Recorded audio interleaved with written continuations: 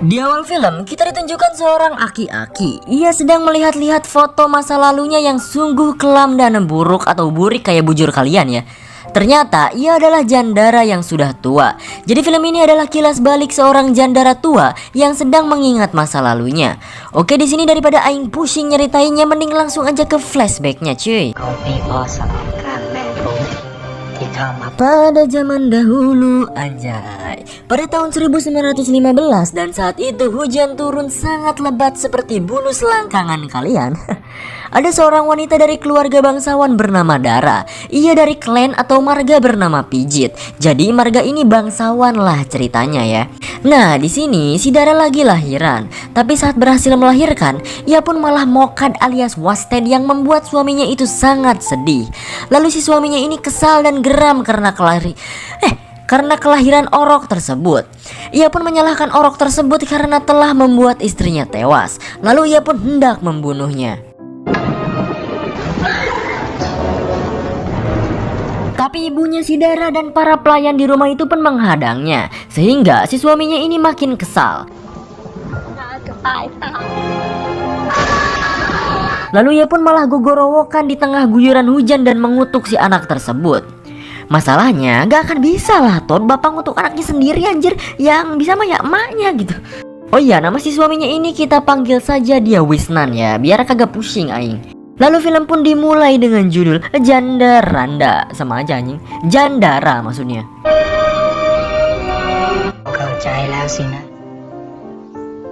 Singkat cerita, saat memperingati kematian Dara, Wisnan pun bilang pada para pelayannya bahwa ia tak akan menikah lagi. Tapi menurut aing mah bacot ya Wisnan. Udah tahu selangkangan enak mah nikah lagi siapa cuy. Lalu mereka pun kedatangan tamu. Ia adalah sepupu dari si almarhumah Dara, bernama Wad atau kita panggil saja dia Bibi Wad ya. Ia dari keluarga atau marga Pijit. Ya iyalah, namanya juga sepupu si Dara ya kan.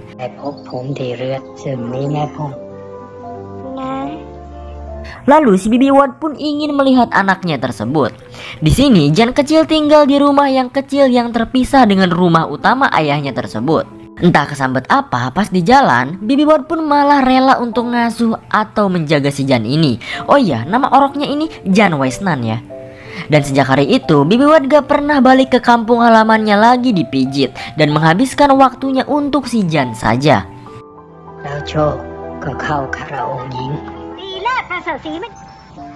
Singkat cerita, neneknya ini harus pergi ke luar negeri selama 3 bulan karena ada kepentingan. Lalu saat neneknya pergi, si Wisnan pun sok-sokan ngatur segala hal yang ada di rumahnya itu. Ia juga memaksa semua pelayannya agar mematuhinya. Jika tidak, ia memecat pelayannya tersebut. Bahkan pelayan paling terdekat dengan neneknya si Jan ini pun dijadikan tangan kanan oleh si Wisnan ini dengan cara memperlihatkan burungnya cuy. Wow. Terus pokoknya dia benar-benar menguasai semua yang ada di rumah itulah. Sama pelayan-pelayannya pun ia genjot satu-satu lah, pusing. Lalu ada kesempatan di mana si Wisnan ini ingin mantap-mantap dengan Bibi Wad yang selalu menjaga dan merawat Jan. Dan benar saja, ia pun mantap-mantap dengan Bibi Jan. Tapi bibinya ini memberinya syarat bahwa jika ia ingin mantap-mantap dengannya, ia jangan lagi menyakiti Jan walaupun ia membencinya. Dan si Wisnan yang brengsek ini pun menyetujuinya. Singkat cerita, malapetaka dong. Ya, masalah pun datang bertambah di mana Bibi Wad ini telah hamil oleh si Wisnan. Ia akhirnya dibacotin sama neneknya Jan itu.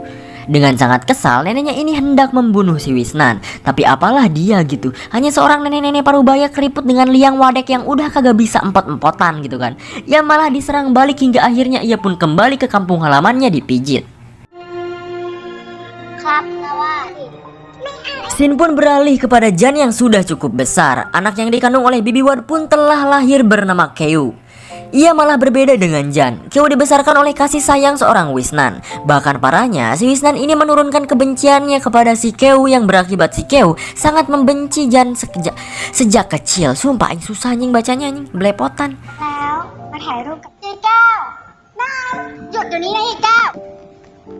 Saat Bibi Wad, Keu dan Jan hendak foto bersama, Keu malah adat-adatan karena gak mau foto bar sama si Jan. Jan hanya berteman dengan para pelayan di rumah tersebut.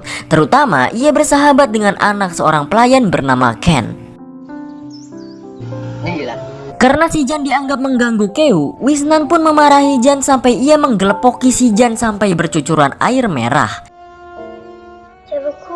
Ken pun akhirnya mengobati dan merawat Jan. Begitu juga dengan Bibi Wad yang merawatnya juga.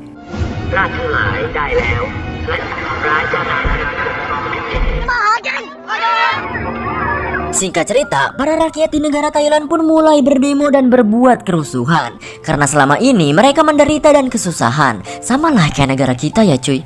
Saat kerusuhan terjadi, Jan dewasa pun menolong seorang wanita keturunan Vrindavan bernama Hyacin. Ia akhirnya cengar-cengir dan sepertinya timbul benih-benih perasaan.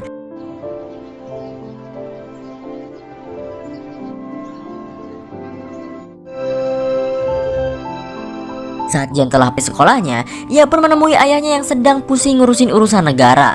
Ia pun lagi-lagi dibacotin dan dikata-katain oleh ayahnya tersebut sampai ia sakit hati. Bibi Wad pun menyuruh Jan memanggil Keu untuk menghampiri ayahnya ini. Saat Jan hendak menemui Keu, ia pun melihat pertarungan Muay Thai sahabatnya Ken. Saat Jan berbicara kepada Keu, ia lagi-lagi dikata-katain sampai sakit hati oleh Keu. Sakit hati sih fix ini mah ditayangin di Indosiar anjir.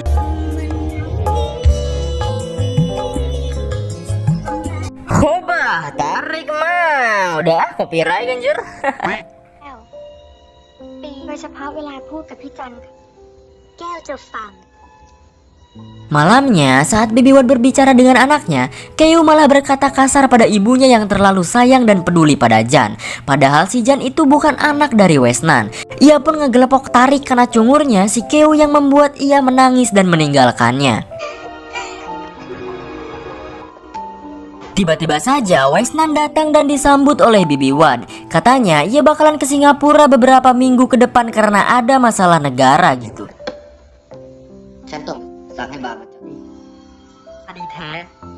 Jan dan Ken yang sedang asik mengobrol pun dipotong oleh jam yang sudah larut malam. Ken pun pergi ke suatu tempat. Di sini ternyata si Ken hendak mantap-mantap dengan salah satu pelayan di rumah itu bernama Saosai. Wow, Jan hanya bisa ngintipin mereka yang lagi asik bertarung. Keesokannya saat sepulang sekolah Jan menemui Hyacin. Tapi pertemuannya itu diketahui oleh Ken. Maka saat di rumah si Ken pun malah ngajarin Jan ini buat mantap-mantap dengan si Hyacin aja. Sumpah teman bangke ini mah anjir ngajarin kentu anjir.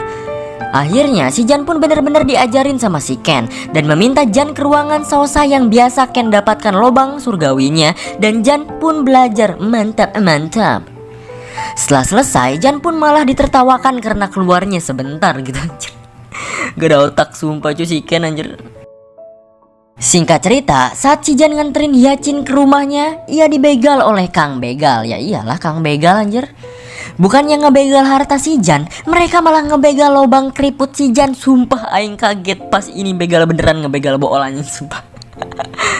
Tunggu, kalau emang di Thailand sih kayaknya bener ya anjing gitu. Aing lebih takut gak bisa berak dibanding kehilangan harta anjing. Harta masih bisa dicari gitu kan. Kalau liang bool mana ada anjir. Gak ada gitu anjing, donor bool gitu kan gak ada, curi bangke lah anjing. Ngakak aing coy.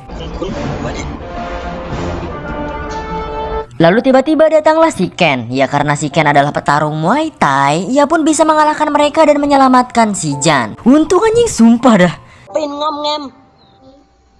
Saat sampai di rumah, Jan pun ditanyai oleh Bibi Wad karena pulang telat. Bibi Wad memberitahu kabar yang menyedihkan bahwa ayahnya si Jan alias si Wisnan akan menikah lagi dengan seseorang wanita idamannya dari Singapura. Cek aing ge apa bang, kayak si Wisnan kalau udah tahu selangkangan mah bakalan nikah lagi cuy. Udahlah. Singkat cerita, para pelayan di situ pun ramai-ramai membantu pindahan istri baru si Wisnan. Tapi saat sibuk angkut-angkut, ternyata salah satu pelayan wanita bernama Saosai pun hamil. Sumpah dah ini film anjing gak jauh-jauh bahas perihal perselangkangan anjir. Lalu Jan pun kaget karena ia merasa pernah dengannya. Tapi ternyata saat diingat-ingat, Ken pernah membawa Saosai ke toko dan ya mungkin you know lah.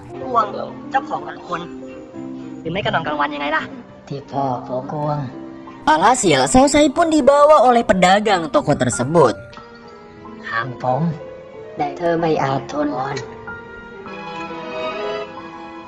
Dan tak lama kemudian, Wisnan pun datang dan disambut oleh para pelayannya.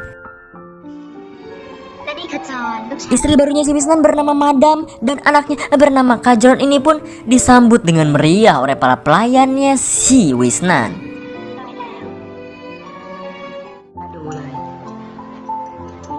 Pesta di rumah Wisnan pun telah dimulai. Jan akhirnya bisa diperkenalkan kepada Kajorn kalau Jan adalah anak pertama tuan besar. Kajorn nampaknya kaget di sini, tapi si Ken malah kagak sengaja numpahin minuman yang ia bawa kepada Kajorn. ไม่ค่อยคุ้นกับนัก Beruntung Kajorn kagak marah cuy. Saat ada tamu datang, Jan pun nyambut tamu tersebut. Lalu datanglah Wisnan dan keluarga barunya. Mereka memperkenalkan anak-anaknya satu sama lain, kecuali Jan. Di sini Jan sangat tidak dianggap oleh Wisnan. Jan hanya keluar ruangan itu. Lalu Wisnan pun berbicara kepada Jan bahwa ia mengusir Jan dan Jan hanyalah sampah cuy. Gila gak tuh boy? Jan pun sakit hati dan hanya menahan air matanya. Bibi Wad akhirnya menenangkan Jan agar tidak pergi dari rumah itu. Ya sayang kagak sakit hati dikata-katain kayak gitu, anjir bangke gak tuh?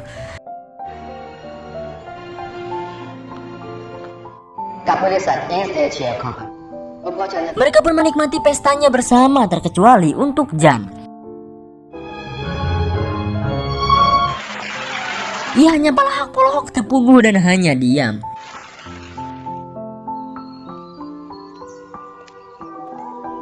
Keesokannya, Madam sedang jalan-jalan di halamannya. Ia pun menemukan sebuah rumah yang sangat sederhana. Ia pun masuk dan melihat buku pelajaran Jan. เธอคือจัน Dan tidak lupa juga, ia melihat lukisan buatan Jan. Jan pun datang dan kaget kalau yang masuk ternyata Madam. Madam akhirnya membawa kedua buku tersebut. ไง Jan tidak rela bulunya di bukunya cuy. Anjing salah cuy. Jan tidak rela bukunya dibawa. Ia pun ya hanya pasrah mau gimana lagi gitu. Di lain tempat, Keu sedang mencari-cari sebuah buku di kamar madamnya. Ternyata ia malah mendapatkan buku lukisan si Jan, di mana lukisan tersebut adalah untuk edukasi perselangkangan. Ia pun menatap buku itu dan wow.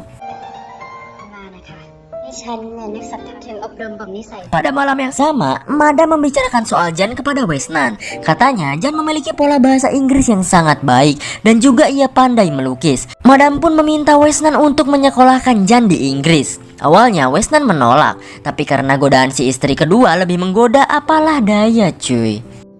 ที่หลุดออกมาแบบ Sedangkan di tempat lain, Ken terkena penyakit. Ia kena penyakit kelamin gitu. Tiba-tiba saja, Jan dipanggil oleh ayahnya. Ternyata, Jan akan disekolahkan di Inggris oleh ayahnya tersebut. Ia pun kaget dan hanya bisa menatap Bibi Wad saat itu. Jan akhirnya bercerita kepada Ken perihal bukunya yang belum dikembalikan oleh Madam. Lalu Ken pun memiliki rencana agar si Jan bisa mencari bukunya di ruangan Madam. Ternyata rencananya adalah Jan mengantarkan minuman kepada Madam, menggantikan pelayannya yang lain.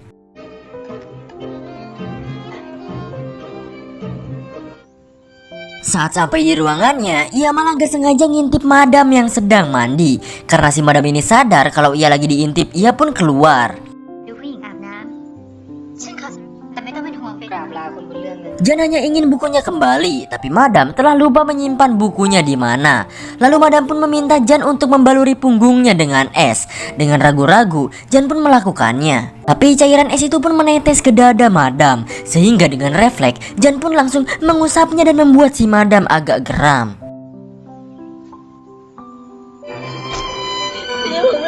Ia pun tiba-tiba mengingat masa lalunya yang dipukuli oleh Wisnan. Ia pun trauma dan menangis. Madam yang merasa tahu masa lalu kelamnya pun menenangkannya dan memberinya gumpalan empuk tersebut. Wow, sungguh nikmat. Tanpa disengaja, ia melihat Ken yang sedang mantap-mantap dengan Keu. Saat Jan mendobrak pintunya, tiba-tiba Keu meminta tolong dan Jan langsung memukuli Ken. Seketika, ibunya Ken dan yang lainnya pun kecewa dengan apa yang dilakukan oleh Ken. Ken pun dan ibunya dibawa ke rumah utama. Ia dipukuli oleh Wesnan karena perbuatannya. Jan merasa tak tega dengan apa yang dilakukan oleh ayahnya. Ia pun berbicara kepada ayahnya bahwa dialah yang melakukan hal tersebut kepada Keo. Madam dan Bibi Ward kaget gitu kan. Kenapa si Jan melakukan hal itu gitu. Terutama kepada si Madam yang tahu persis bahwa sebelumnya Jan bersama dengannya. Hal tersebut pun diperkuat oleh penuduhan Keo kepada Jan.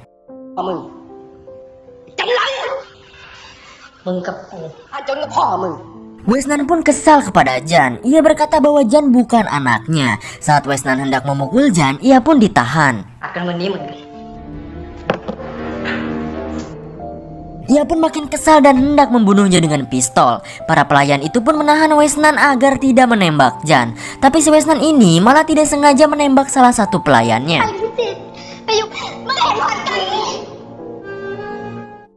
Malamnya, Jan disuruh pergi ke rumah neneknya saja dipijit. Ia sudah tidak bisa tinggal di rumah itu lagi. Ia pun menanyakan perkataan Wesnan di mana ia bilang Jan bukanlah anaknya.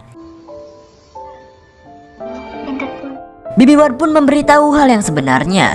Dahulu kala, di keluarga pijit lahirlah 2 orang cucu, yaitu Dara, ibu dari si Jan, dan juga Bibi Ward. Bibi Ward ini memiliki kekasih bernama Jom. Sedangkan Dara adalah wanita cantik dan jomblo. Di balik itu semua, Dara adalah wanita yang sukses dan dilamar sana sini oleh banyak pria, cuy. Singkat cerita, tiba-tiba saja kekasihnya Bibi Ward gak menemui Bibi Ward lagi. Ia malah membegal si Dara dan memperkawasnya selama 2 minggu. Akhirnya polisi pun menemukan mereka. Teman-teman si Jom telah tewas, sedangkan Jom sendiri kabur dan hilang entah kemana.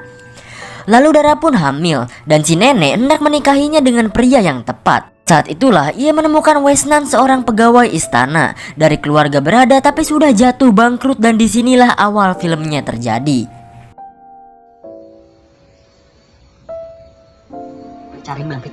Ken pun berterima kasih kepada Jan dan ia pun sangat-sangat berhutang nyawa pada Jan. Karena hal tersebut, Ken pun menyerahkan dirinya dan akan ikut dengan Jan dan menjadi pelayan setianya Jan.